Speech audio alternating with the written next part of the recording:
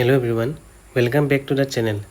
Last class আমি কি কৰিছিলো class 12 chemistry chapter number 2 solution যোনটো first topic আছিলে first topic মানে তোমালোকৰ first টো যোনটো lecture আছিলে এটো introductory বুলি মই কৈ দিছিলো তোমালোকক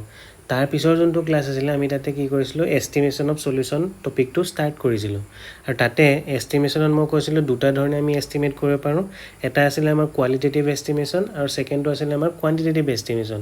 আৰু আমি qualitative estimationৰ বিষয়ে তাতে পঢ়িছিলো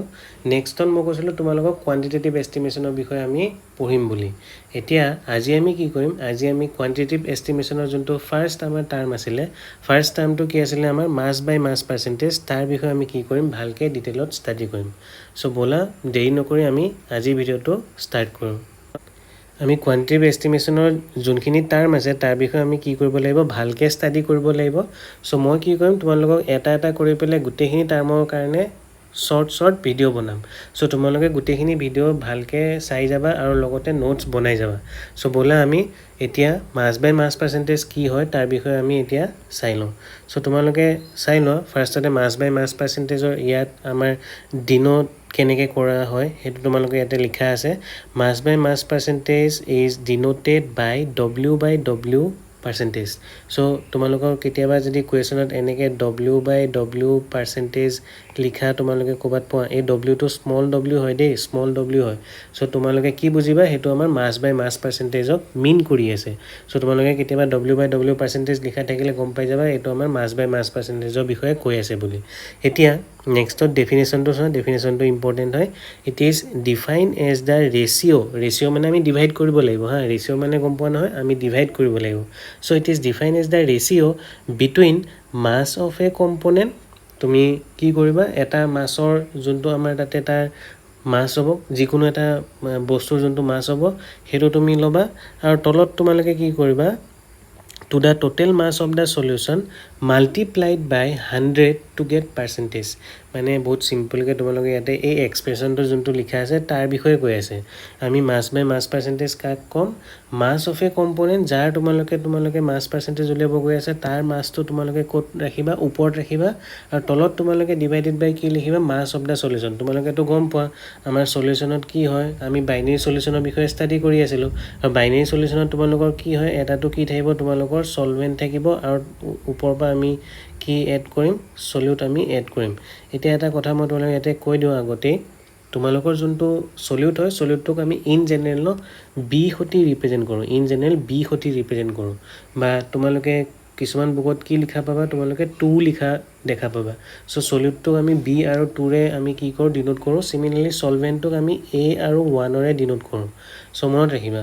আৰু মই এটাই ইউজ কৰিম তোমালোকে হেতু ইউজ কৰিবা মই এই এ আৰু বি টো ইউজ কৰিম সো মই যেতিয়া সলিউটৰ কথা কম মই তাত কেতিয়াবা তোমালোকক বি ৰেও ৰিপ্ৰেজেন্ট কৰি দেখুৱাম বা সলভেন্টক মই কথা যেতিয়া তোমালোকক ডিসকাস কৰিম তেতিয়া মই এ হতি তোমালোকক ৰিপ্ৰেজেন্ট কৰি দেখুৱাম সো মই যদি এ লিখো কবা তোমালোকে গম পাই যাবা মই সলভেন্টৰ কথা কৈ আছো আৰু যদি কবা বি লিখো তোমালোকে গম পাই যাবা মই হেতু সলিউটৰ কথা কৈ আছো এতিয়া তোমালোকক মই কি কৈ আছিলো ডেফিনিশনটো কথা কৈ আছিলো ডেফিনিশনটো মই আকৌ এবাৰ পঢ়ি দিছো তোমালোকে চোৱা it is defined as the ratio between ratio মানে তোমালোকে ডিভাইড কৰিব লাগিব কাৰ মাজত কৰিবা between mass of a component তোমালোকে সলিউশনত দুটা বস্তু থাকে এটা সলিউট থাকে আৰু এটা সলভেন্ট থাকে সো যাৰ তোমালোকে মাস পাৰ্সেন্টেজ লিখিবা যাৰ তোমালোকে মাস পাৰ্সেন্টেজ উলিয়াব গৈ আছে তাৰ মাসটো কি কৰিবা ওপৰত ৰবা আৰু কি কৰিবা divided by to the total mass of the solution তোমালোকে তলত কি কৰিবা total mass of the solution লবা আৰু ওপৰত কি কৰিবা mass of the component লবা সো যাৰ তোমালোকে উলিয়াব লগিয়া আছে তাৰ মাসটো ওপৰত আৰু তলত কি কৰিবা total mass of the solution মানে কাৰ হ'ব এটাটো তোমালোকৰ কি হ'ব সলিউটৰ মাস হ'ব আৰু লগতে তোমালোকে কাৰ মাসটো এড কৰিবা সলভেন্টৰ মাসটো এড কৰিবা মোমতে গম পাইছা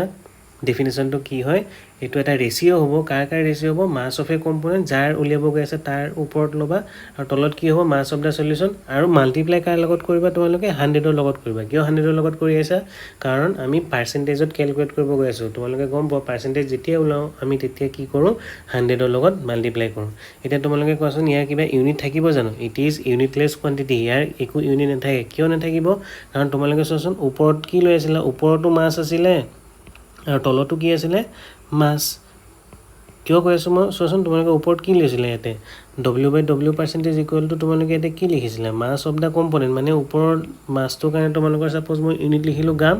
আৰু তলত মই ছাপ'জ যোনটো মাছ অফ চলিউশ্যন আছিলে তাৰ কাৰণে ইউনিট মই কি লিখিলোঁ গ্ৰাম লিখিলোঁ এতিয়া তোমালোকৰ গ্ৰামটো কেঞ্চেল হৈ যাব so' it will be a unitless quantity মোৰ মতে গম পাইছা আমাৰ কি হ'ব মাছ বাই মাছ পাৰ্চেণ্টেজটো ইউনিটলেছ কোৱাণ্টিটি হ'ব এতিয়া নেক্সটত ব'লাচোন আমি কিছুমান ইয়াৰ কুৱেশ্যন চাই লওঁ তোমালোকৰ বহুত চিম্পল কুৱেশ্যন হয় তোমালোকেও পাৰিবা আৰু সেইকেইটা চালে আমাৰ কি হ'ব এই মাছ বাই মাছ পাৰ্চেণ্টেজ যোনটো টপিক হয় সেইটো ক্লিয়াৰ হৈ যাব চ' তোমালোকে চাই লোৱা মই ফাৰ্ষ্ট কুৱেশ্যনটো ইয়াত লিখি থৈছোঁ তোমালোকৰ কাৰণে কি লিখা আছে find the mass percentage of 6 gram sodium hydroxide dissolve in 50 gram water এতিয়া চোৱা তোমালোকক কি উলিয়াব দিছে মাছ পাৰ্চেণ্টেজ উলিয়াব দিছে আৰু মাছ পাৰ্চেণ্টেজৰ ফৰ্মুলা তোমালোকে গম পোৱা W/W percentage is equal to কি হয় তোমালোকৰ ওপৰত কি ল'বা যাৰ উলিয়াব দিছে কাৰ উলিয়াব দিছে ইয়াতে তোমালোকৰ ছ'ডিয়াম হাইড্ৰক্সাইডৰ উলিয়াব দিছে চ' ওপৰত তোমালোকে কি ল'বা মাছ অফ কি ল'বা ছ'ডিয়াম হাইড্ৰক্সাইড ল'বা মাছ অফ ছ'ডিয়াম হাইড্ৰক্সাইড ল'বা আৰু তলত কি ল'বা তোমালোকে ইয়াতে total mass of the solution আৰু ইনটু কি কৰি দিবা তোমালোকে 100 হয় নহয় কাৰণ তোমালোকে পাৰ্চেণ্টেজৰ উলিয়াব গৈ আছে চ' তোমালোকে এতিয়া গিভেন আছে মাছ অফ ছ'ডিয়াম হাইড্ৰক্সাইড কিমান লিখা আছে 6 গ্ৰাম আৰু total mass of the solution কিমান হ'ব তোমালোকৰ total mass of the solution কিমান হ'ব কোৱা এটাতো সলিউটৰ মাছটো তোমালোকে কিমান পালা ছ'ডিয়াম হাইড্ৰক্সাইডটো সলিউট হয় কিয় সলিউট হয় কাৰণ তাৰ এমাউণ্টটো কম আছে চোৱা 6 গ্ৰাম আছে বুলি কৈছে আৰু যোনটো বেছি থাকে সেইটো আমি কি বুলি ক'ম সলভেণ্ট বুলি ক'ম চ' তোমালোকৰ কম আছিলে ছ'ডিয়াম হাইড্ৰক্সাইড ই হ'ব সলিউট আৰু তোমালোকৰ 50 গ্ৰামটো কি আছিলে ৱাটাৰ আছিলে সি কি হ'ব সলভেণ্ট হ'ব চ' দুইটা এড কৰি দিবা টোটেল মাছ অফ দ্য সলিউশ্যনৰ কাৰণে সলিউট প্লাছ সলভেণ্ট হ'ব চ' 6 গ্ৰাম প্লাছ কি হ'ব 50 গ্ৰাম ইনটু কি কৰিবা 100% চ' এইকেইটা যদি ডিভাইড কৰি দিয়া তোমালোকে কি হ'ব এনচাৰটো পাই যাবা 6 ডিভাইডেড বাই কি হ'ব ইয়াতে তলত 56 গ্ৰাম ইনটু কি হ'ব 100% তোমালোকৰ এই গ্ৰাম কেঞ্চেল হৈ যাব এইটো তোমালোকে সলভ কৰি চাবা সলভ কৰি পেলাই কিমান পোৱা মোক ক'বা কমেণ্টত আৰু মই তোমালোকক দেখুৱাই দিছোঁ বেছি টাইম ৰখিব নালাগে তোমালোকে এবাৰ ট্ৰাই কৰি পেলাই তোমালোকে কমেণ্ট ছেকশ্যনত লিখিবা নহ'লে মইতো তোমালোকক দেখুৱামেই এতিয়া চাই লোৱা তোমালোকৰ এনচাৰটো কি হ'ব এনচাৰটো চাই লওঁ তোমালোকে ভালকৈ নোট কৰি ল'বা হা চ' এতিয়া লিখাই আছে first find the total mass of the solution total mass of the সলিউশ্যনটো প্ৰথমতে উলিয়াই ল'বা টোটেল মাছ কিমান হ'ব ফাৰ্ষ্টত তোমালোকৰ লিখা আছে 6 গ্ৰাম ছ'ডিয়াম হাইড্ৰক্সাইড প্লাছ কি লিখা আছে ইয়াতে 50 গ্ৰাম ৱাটাৰ চ' টোটেল মাছ কিমান হৈ যাব ইয়াতে 56 গ্ৰাম হ'ব তাৰপিছত তোমালোকে কি কৰিবা now you can find the mass percentage of sodium hydroxide using the formula তোমালোকে ফৰ্মুলা উলিয়াই পেলাই ফৰ্মুলা ইউজ কৰি পেলাই তোমালোকে কি কৰিব পাৰা মাছ পাৰ্চেণ্টেজ কেলকুলেট কৰিব পাৰা এতিয়া মাছ পাৰ্চেণ্ট উলিওৱা ফৰ্মুলাটো কি আছিলে তোমালোকৰ যাৰ কাৰণে উলিয়াবা ইয়াতে আমি সলিউটৰ কাৰণে উলিয়াইছোঁ চ' গ্ৰামছ অফ সলিউটটো ওপৰত ল'ম তলত কি হ'ব গ্ৰামছ অফ সলিউশ্যন ইনটু কি হ'ব 100 চ' ওপৰত তোমালোকে ইয়াতে লিখিবা 6 গ্ৰাম ডিভাইডেড বাই কি হ'ব 56 total mass of the solution into 100 so' তোমালোকে এইটো যদি সলভ কৰা তেন্তে কিমান পাবা answer 10.74% of sodium hydroxide next তোমালোকক আৰু এটা সেম কুৱেশ্যন ইয়াৰ মই দেখুৱাই দিছোঁ তোমালোকে চাই লোৱা এতিয়া নেক্সট কুৱেশ্যনটো তোমালোকৰ চোৱাচোন ইয়াতে এইটো ইনটেক্স কুৱেশ্যন নহয় হা ইনটেক্স কুৱেশ্যন মানে তোমালোকৰ NCERT ভিতৰত দিয়া আছে আৰু কুৱেশ্যন নম্বৰ কিমান হয় 2.1 হয় মই লিখি থৈছোঁ ইয়াতে চ' কি দিছে ইয়াতে calculate the mass percentage of বেঞ্জিনৰ তোমালোকৰ মাছ পাৰ্চেণ্টেজ উলিয়াব দিছে বেঞ্জিন মানে C6H6 এণ্ড কাৰ্বন টেট্ৰাক্লৰাইডটো আমি কেনেকৈ লিখোঁ CCl4 if 22 gram of benzene is dissolved in 122 gram of carbon tetrachloride তোমালোকে কৈছে টোটেল বেঞ্জিন তোমালোকে কিমান মিক্স কৰিবা তোমালোকে বেঞ্জিন মিক্স কৰিবা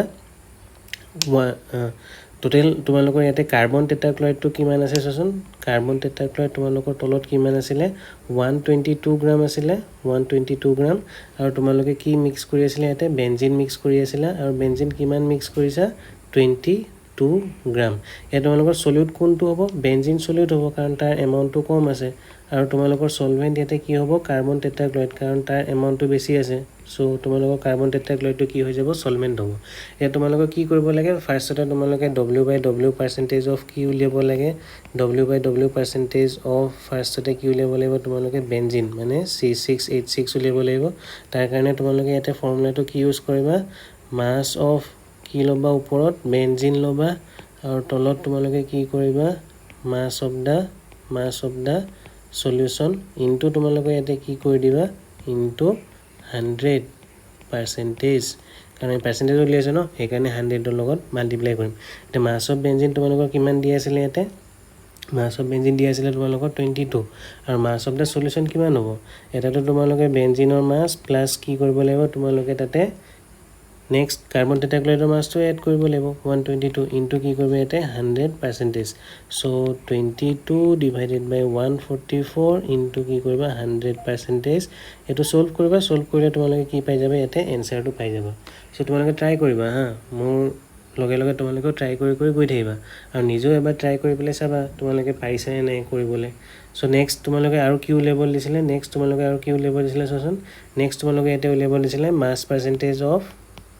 W/W percentage of কি উলিয়াব দিছিলে কাৰ্বন টেট্ৰাক্লৰাইড মানে CCl4 ৰ কাৰণে তোমালোকক উলিয়াব দিছিলে সো ওপৰত তোমালোকে কি ল'বা ইয়াতে mass of carbon tetrachloride CCl4 divided by কি হ'ব mass of the solution into কি কৰিবা ইয়াতে into 100% so mass of carbon tetrachloride কিমান দিছিলে তোমালোকক 122 গ্ৰাম আৰু তলত total mass of the solution কিমান আছিলে 144 গ্ৰাম ইনটু কি কৰিবা ইয়াতে 100% আৰু এটো তোমালোকে সলভ কৰিছা বা কিমান পো এনসাৰটো কমেন্ট কৰিবা আৰু নহলে তো মই তোমালোকক দেখুৱামে এটা চাই লওঁ তোমালোকে এনসাৰটো কি হ'ব কাৰেক্ট এনসাৰটো মই দেখুৱাই দিওঁ আৰু তাৰ পিছত আজি ক্লাছটো আমি সমাপ্ত কৰিম আৰু তোমালোকৰ কি হ'ব নেক্সট মই তোমালোকক কি কৰিম যোনবোৰ আমাৰ টাৰ্ম আছিলে যেনেকে ভলিউম বাই ভলিউম পাৰ্চেন্টেজ তাৰ পিছত আমাৰ কি আছিলে মাছ বাই ভলিউম পাৰ্চেন্টেজ মোলাৰিটি মোল ফ্ৰেকশন তাৰ বিষয়ে আমি ষ্টাডি কৰিম এতিয়া তোমালোকে ইয়াৰ এনসাৰটো পৰতে চাই লোৱা হা ইয়াৰ এনসাৰটো কি হ'ব এতিয়া ইয়াৰ এনসাৰটো তোমালোকে কি লিখা আছে চোৱা আমাৰ গিভেন কি আছিলে মাছ অফ সলিউট কিমান দিয়া আছিলে 22 গ্ৰাম সলিউট কি আছিলে আমাৰ ইয়াতে কমকে কি আছিলে বেনজিন সো বেনজিনৰ মাছটো 22 গ্ৰাম মাছ অফ সলভেন্ট কি আছিলে কাৰ্বন টেট্ৰাক্লৰাইড তাৰ মাছটো কিমান আছিলে 122 গ্ৰাম মাছ অফ সলিউশ্যন কিমান হ'ব দুইটা